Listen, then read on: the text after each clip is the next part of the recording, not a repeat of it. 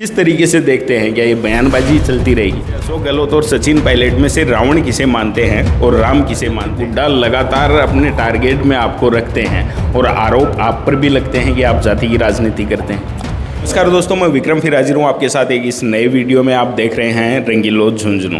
हमारे झुंझुनू जिले की बात करें तो उदयपुरवाटी विधानसभा सीट हॉट सीट बन गई है और उसके पीछे कारण ये है कि लगातार यहाँ से जो वर्तमान में विधायक और राजस्थान सरकार में मंत्री हैं उनकी बयानबाजी और उनके ऊपर बीजेपी के प्रबल दावेदार शुभकरण चौधरी का पलटवार। आज हमारे साथ शुभकरण चौधरी हैं जो बीजेपी की टिकट के प्रबल दावेदार हैं। एक बार यहाँ से विधायक रह चुके हैं, दूसरी बार मिस कर गए थे चुनाव को और इस बार फिर मजबूती से क्षेत्र में अपनी सक्रियता के साथ जोर आजमाइश करते नजर आ रहे हैं। इनसे कुछ सवाल हैं जो आपके मन में सवाल हैं, वो सवालों का जवाब भी शुभकरण चौधरी से जानेंगे और उनके साथ ही इनका वो विजन भी जानेंगे कि किन मुद्दों पर ये आने वाले चुनाव में मैदान में उतर रहे हैं। तो बहुत बहुत स्वागत है शुभकरण जी। धन्यवाद। यहाँ उदयपुरवाटी विधानसभा क्षेत्र, हालांकि चुनाव में अभी समय है और झुंझुनू जिले की अन्य विधानसभाओं की भी बात की जाए तो इस तरीके से चर्चाओं का दौर शुरू नहीं हुआ है, इतने दौरे भी शुरू नहीं हुए हैं, लेकिन उदयपुरवाटी पूरे जिले भर की जनता के बीच, हमारे दर्शकों के बीच एक चर्चा का विषय बनी हुई है। खास कारण ये है कि यहाँ से अभी विधायक राजेंद्र गुड्डा जो राजस्थान सरकार में मंत्री हैं, हर 15-20 दिन में कोई ना कोई अपने मन से एक ऐसा बयान दे देते हैं जो लगातार चर्चा में बना रहता है। उसका विरोध भी खूब होता है, विवादित बयान हम उसे कहें। किस तरीके से देखते हैं, क्या ये बयानबाजी चलती रहेगी? बयानबाजी करना, पहेलियां बुझाना, लोगों के खिलाफ बोलना, उनका असम्मान करना उनकी फितरत में है। वो 4 साल तक माननीय गहलोत साहब के कार्यकाल में उनकी मजबूरियों का या उनके भलमानस का फ़ायदा उठाते रहे और 4 साल बाद उनको लगने लगा कि गहलोत साहब की वजह से सैनी समाज मुझे वोट नहीं देने वाला, तो उन्होंने बिल्कुल सिरे से नकार दिया और गहलोत साहब के मुर्दाबाद के नारे लगा दिए। उसके बाद उन्हें लगा कि गुर्जर समाज मुझे वोट दे सकता है, तो सचिन पायलट साहब के जिंदाबाद के नारे लगाने लग गए। उन्हें अब ये लगने लग गया कि गुर्जर समाज भी मेरी सारी बातों को समझ चुका है, क्योंकि उदयपुरवाटी की जनता उनको अब जान गई। उदयपुरवाटी की जनता अब कोई वोट उनको देने वाले नहीं। तो उन्होंने एक बार ओवैसी जी से मुलाकात की और कल परसों तो हद ही कर दी। इतनी अभद्र भाषा, सनातन संस्कृति पर इस प्रकार का धावा उन्होंने बोल दिया।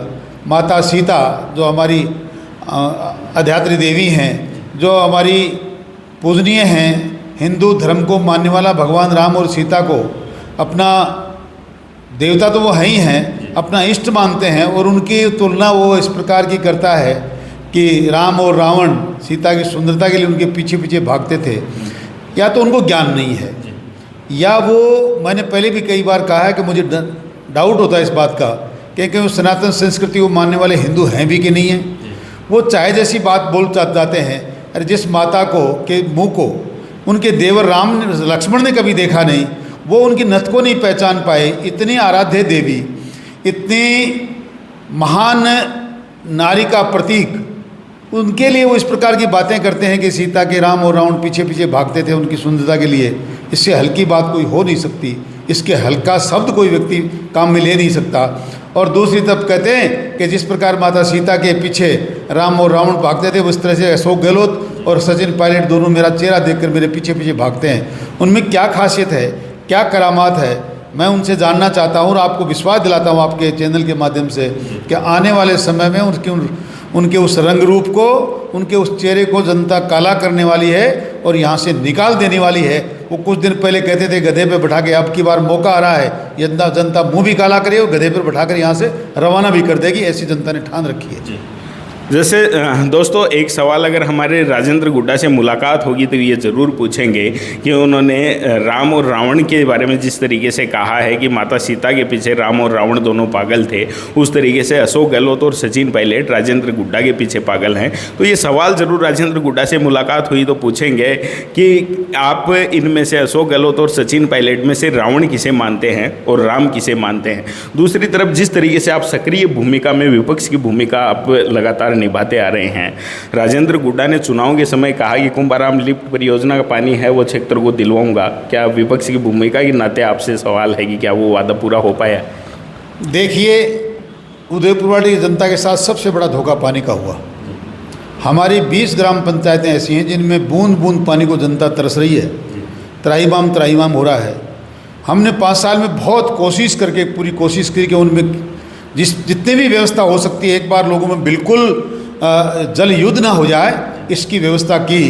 पोंक जैसी ग्राम पंचायत में 5 साल लगातार हमने पानी, पीने के पानी की पर्याप्त मात्रा में सप्लाई करवाई। और गांव में भी कुछ भी किया हो, कहीं ट्यूबवेल लगाया, कहीं से पाइपलाइन डाली, लेकिन उनको पानी, पीने के पानी को मुहैया कराया। चुनाव के दौरान इन्होंने, जो अभी जीत कर गए हैं, इन्होंने जगह जगह रोड लेवल नापने की मशीनें लगवाई और कहा देखो ये कुंभा लिफ्ट की पानी योजना के लिए सर्वे हो रहा है, ये मशीनें लगी हुई। इतना बड़ा धोखा जनता के साथ हुआ। धोखे का पर्याय राजेंद्र गुड्डा और कांग्रेस दोनों ही हैं। कांग्रेस ने धोखा ये किया कि गिनती गिनी 1 से 10 तक, और 10 दिन पूरे, जिस दिन मेरी कैबिनेट की पहली मीटिंग होगी, किसान का पूरा कर्जा माफ कर दिया जाएगा। उसी प्रकार राजेंद्र गुड्डा ने कहा देखो मैंने सर्वे तो चुनाव से पहले शुरू कर दिया है, ये मशीनें लगी हुई हैं, हम लेवल नाप रहे हैं और लेवल निकाल रहे हैं, हमारी सरकार आते ही 1 साल के अंदर कुंभा लिफ्ट का पानी आ जाएगा। उनको ये वहम इसलिए हो गया था क्योंकि हमारी सरकार के समय कुंभा लिफ्ट की योजना जापान तक जा चुकी थी, और उस योजना में जो हमको लोन लेना था, उस लोन की सारी फाइलें स्वीकृति की एक बार जब जापान चली गई थी और उनको स्वीकृत होना ही था। इन्होंने सोचा जब बीजेपी इतनी आगे बढ़ गई है तो हमें तो करना ही क्या है, थोड़ी सी मेहनत करनी है, हो जाएगा, पर वो आज तक नहीं हुआ। इससे बड़ा धोखा जनता के साथ कोई हो नहीं सकता। उदयपुरवाड़ी की जनता आज भी त्राईमाम कर रही है पानी के लिए।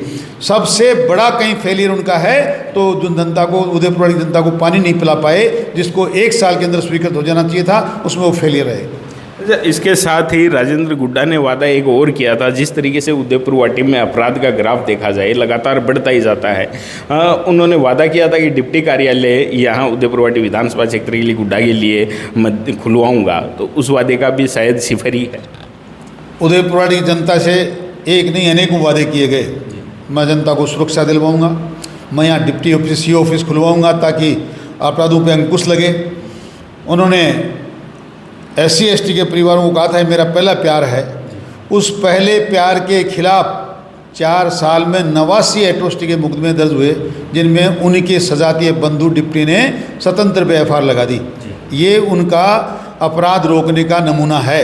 आप अपराधों को रोककर उनमें भी, उन स्वतंत्र में भी अधिकतम मुकदमे उनके सजातीय लोगों के हैं, जिन्होंने SC ST की महिलाओं के साथ, पुरुषों के साथ, बेटियों के साथ व्यभिचार किया, कहीं कहीं बलात्कार हुआ, कहीं उन बच्चियों को उठा ले गए। उन अनेक मुकदमे ऐसे हुए और जिनके अंदर उन्होंने FIR लगवा दी। पूरा समाज आंदोलित है, जगह जगह उन्होंने मंच का गठन उन्होंने किया, पर न्याय नहीं मिल पाया। कई बार हम लोगों ने तहसील के सामने, SDM कार्यालय के सामने धरने दिए, पर कोई हमारी सुनने वाला नहीं था। जिस आदमी ने कहा कि मैं 36 कौम का नेता हूँ, उसने अपनी जाति के सिवा किसी पे भरोसा नहीं किया। यहाँ SDM राजपूत, तहसीलदार राजपूत, CI राजपूत, ये हालात उदयपुरवाटी की कर दी। अपने सजातीय लोगों को अधिकारी बैठाकर SC ST के लोगों के साथ अन्याय करवाई। हमारी बहन बेटियों के साथ जो व्यभिचार हुआ उसको हमें न्याय नहीं मिली। उन्होंने मदन गुर्जर की हत्या करवा दी, उन्होंने महावीर झाझड़िया की हत्या करवा दी, कई लोगों के हाथ पैर तोड़ दिए, मंदिर माफी की ज़मीनों पे कब्जे हो गए, आयरन ओर की करोड़ों रुपए की तस्करी हो गई। फॉरेस्ट में से दुनिया भर के स्टोन मैस्त्री इन्होंने निकाल के इनके लोगों ने झुंझुनों में, क्रेशरों पे बेच दिया। कितनी अवैध काम जितना किया जा सकते थे। नदी पूरी का दोहन कर दिया इलीगल माइनिंग के माध्यम से। करोड़ों नहीं, करोड़ों अरबों रुपया इन्होंने यहाँ से लूट खसोट के कमाया है। तो ये न्याय जनता को दिली है।